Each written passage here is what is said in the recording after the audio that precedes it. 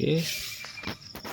Jadi untuk TV Sharp ni, di bahagian service dia akan keluar error cost.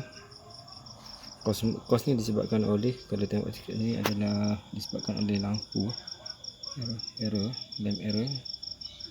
Jadi ini adalah masalah backlight. Okay, masa kita on TV kita tengok tu padam TV, kemudian dia akan keluar berkelip dekat bahagian indikator tu. Jadi aku tunjukkan. Yang ni aku dah masuk dia punya service mode punya ni dah.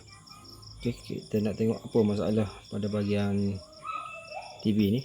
Sebab customer kata dia tak boleh nak on, indikator merah saja. Di dekat sini kita akan tengok lah, lamp error 5 kali. Okay.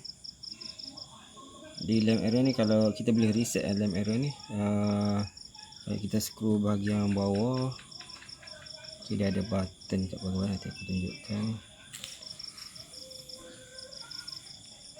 Kalau ada remote dia ni. Okay. Dekat sini skrin dia masih okey. Kita bagi lagi, next lagi 5 daripada 11. Ni page 8. Okey. Ni kita ada lamp error reset. Okay. Kita boleh reset. Ini dah masuk 6 kali error. Jadi untuk reset ni kita perlu tukar dulu backlight TV ni, kemudian reset kepada kosong balik lah.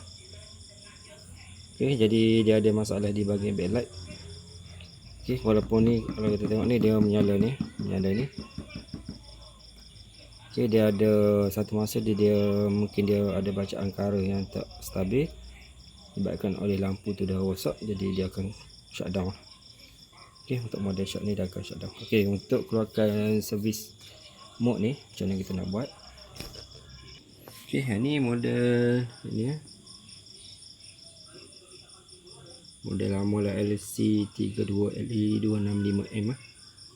Okay, di bahagian sini dia ada power button, satu power button dan satu bahagian menu button lah, input lah. Kalau tekan ni input lah, kalau tekan ni input.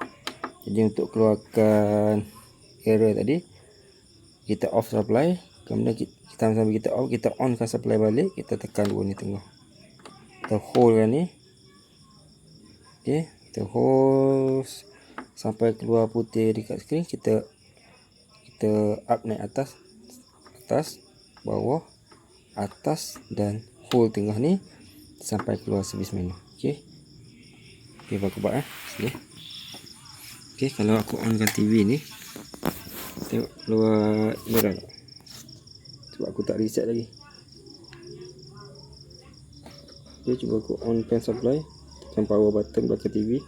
Dia akan keluar berkelip macam ni. 1, 2, 1, 2, lepas tu dia pause lama, baru dia keluar balik.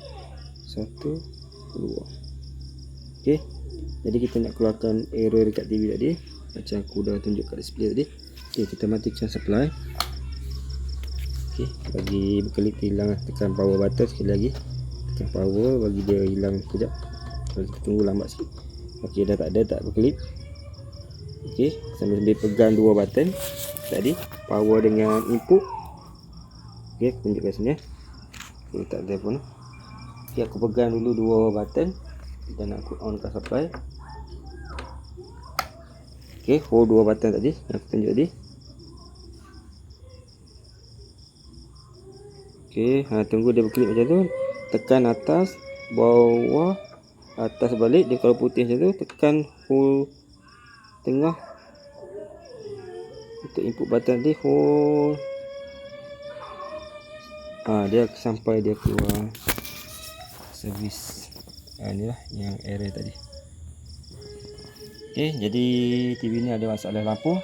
Jadi kena tukar lampu baru kita reset. Okay, untuk next aku akan custom backlight ni, satu-satu custom. Aku tak tukar straight bar, aku custom satu-satu. Okey, nanti aku tunjukkan macam mana aku custom TV ni, backlight dia. Tak perlu beli baru, kita beli sebiji-sebiji. Okey, kalau nak beli satu set dia ada 3, backlight dia ada 3 pun boleh juga. Tapi satu lagi kaedah, kita custom tu kos dia lagi murah lah. Dan biasanya aku buat custom tu dia bertahan kat TV tu, alhamdulillah setakat ni. Okey, tapi memerlukan kemahiran untuk solder semualah. Okey, itu saja untuk perkongsian untuk kes TV Sharp yang berkelip 2 kali tadi, error 2 kali tadi adalah disebabkan oleh lampu ni. Okey, itu saja perkongsian. Assalamualaikum warahmatullahi wabarakatuh.